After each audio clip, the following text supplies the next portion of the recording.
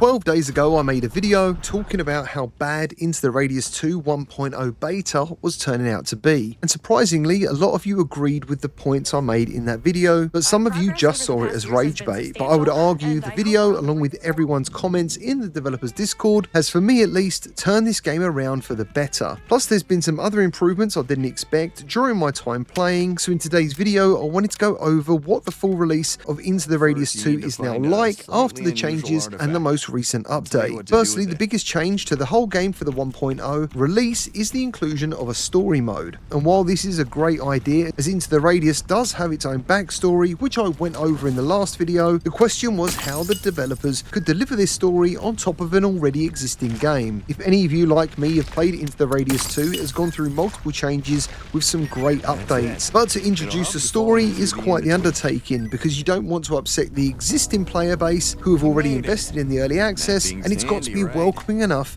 for new players. So in my last video, we met a cheery chap called Laurie, and within 30 minutes, alarm bells started ringing. He was not just telling you a story, he was becoming a burden, constantly popping up everywhere you turned, interrupting the flow of the game, constantly speaking trash, and it made the first hour or so pretty painful. We also have a new lady who is like your PA or assistant who speaks to you in between missions, and even though she wasn't as bad as Laurie, the combination of these two characters plus the weird graphical hitches, which made an unwelcome appearance in the beta, made me want to nope out of playing Into the Radius 2 for the first time ever. And even though I rarely get to sink tons of time into a single game due to being a reviewer, I hated the choices they had made and what they had done to Into the Radius 2, because I actually think this game is absolutely awesome and one of the must-buy VR titles, especially if you have PCVR. It's got a very uniquely challenging environment and has some excellent sound design, keeping you on the edge, and overall I felt the game just deserved better than what the devs were originally planning. So now I've spent most of today playing Into the Radius 2 from the beginning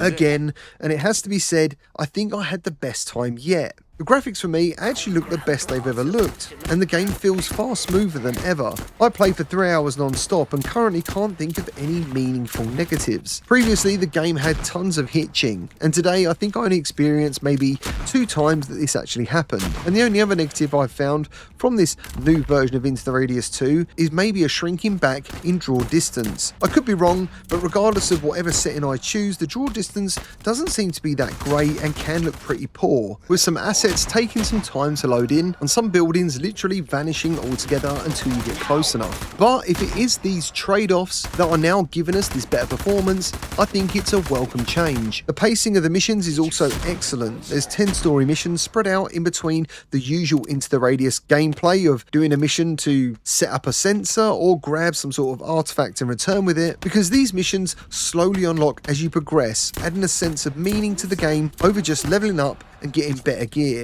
And I actually really enjoyed Laurie for the first time. I don't mind speaking to him because his attitude and tone now sits correctly with the rest of the game, because in the beta he just felt completely wrong, and I'm pleased to report his dialogue is now more on point. There's a lot less of it, and 90% of what he is saying is actually relevant, and this makes all the difference. Your PA assistant lady, whatever you want to call her, has also been dialed back, making every time she speaks again relevant, and the developers have moved the rest of her dialogue to your PDA, so you can choose to open up and listen to the extra information she's got for you or not. Basically, I feel they've now handled all of this really well, and I actually had the best 3 or 4 hours of Into the Radius 2 gameplay I've ever had. So the developers have done a great job, and I can't wait to play more. And I'm so pleased they took what the community was saying on board while still making the game in their own style. After yesterday's video, where I checked out Beyond Sandbox, which is one of the most wishlisted VR games of all time, the early access release is frankly awful. And this has led to people dropping comments like they're leaving VR and VR is dead. But it's days like today and games like Into the Radius 2 that remind me that VR is extra magical.